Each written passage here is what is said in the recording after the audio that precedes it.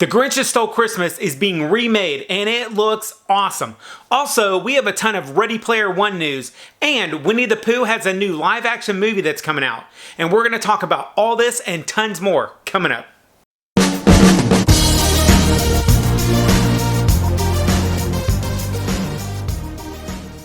What up to my peoples? Welcome back to Retro Crunch, your nostalgia show that's all about current pop culture, movies, music, and games that relates to all things 70s, 80s, and 90s. Alright, we're going to start off with some retro movie and TV news. And first off, we've got a bunch of new trailers for reboots, remakes, and revivals this week, so let's get started.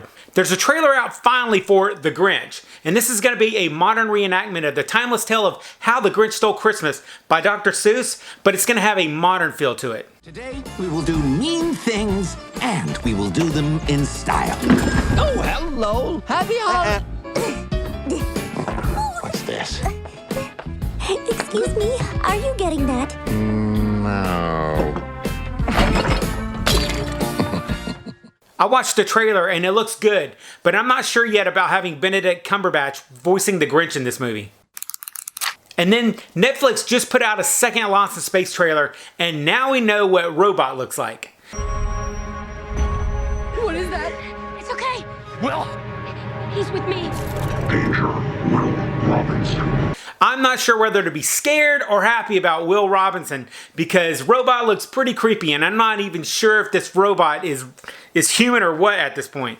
And we got some footage of Dr. Smith, and since we didn't see her in the first trailer when the spaceship first blasted off, they may be sticking to the original show premise where Smith is a stowaway. I kind of like that idea, because right out the gate it tells me that she's going to be causing lots of trouble, and that was part of the appeal of Dr. Smith throughout the original series. Then another trailer that we got was for Mary Poppins Returns. I've been real anxious to see this because I want to see if I'm going to like the new Emily Blunt version of Mary. I'm still not sure yet, but I do like the premise of Mary Poppins coming back to visit a now grown-up Jane and Michael. There's also a trailer that's out for a live-action Winnie the Pooh movie called Christopher Robin. Christopher Robin, the little boy from the Winnie the Pooh stories, is now all grown up and has lost all sense of imagination. And Pooh and his friends from the 100-Acre Wood re-enter Chris's life to help him find it again. This trailer really hit me in the feels. I grew up on Winnie the Pooh, and to hear him being voiced by Jim Cummings is awesome. Jim has voiced Pooh since 1988, so that Pooh voice that we all heard growing up is the same one that you're going to hear in the movie. Alright guys, I'll link to all of the trailers that we just went over in the description down below so you can check them out. And then some TV news. If you grew up watching or have kids that love Blue's Clues, one of y'all is going to be in luck because it's being revived and Nickelodeon is currently working on casting the next actor to play the host of the show. The original Blue's Clues series ran from 1996 to 2006, and this new series has already ordered 20 episodes, and filming is supposed to begin this summer. I've also got a little information related to the Ready Player One movie that's coming out in theaters on March 29th. If you own the HTC Vive VR goggles, there's 8 VR games that are going to be available to supplement the movie, and they're going to be free on Steam and Viveport sometime before the movie comes out. So check it out if you're a Vive owner. Also, if you're into all the Ready Player One hype, there's a classic arcade that's created for it as well. There's 5 games that you can play there, and I'm sure that they will be games that are going to be in the movie itself. So if you want total immersion into the Ready Player One world, here's your chance. I'll link to the arcade in the description section down below. And the last bit of Ready Player One news is the newest posters. If you guys haven't seen them, they are a throwback to a few films from the past few decades. I'm not real sure what to make of them yet, but they are certainly interesting.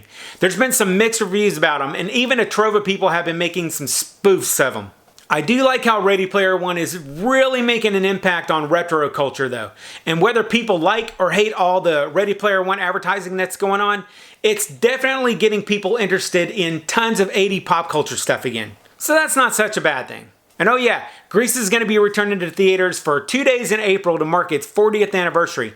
And I'll link to that down below as well.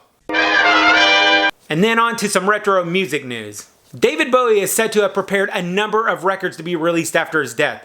And there are like 8 according to consequencesofsound.net. The first 2 coming out are going to be in April, and they're going to be vinyl releases. And one's called Aladdin Sane, and the other one is Changes to Bowie. I'll link to the article about the music releases in the description down below if you're interested in more info on all the albums coming soon. And last up is a cool little throwback to Kate Middleton when she was 13 years old.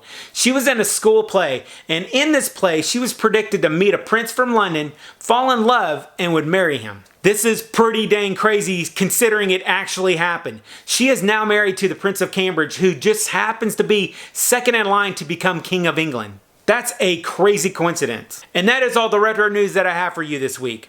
If you like this video, hit that like button. And if you're new to the channel, don't forget to subscribe.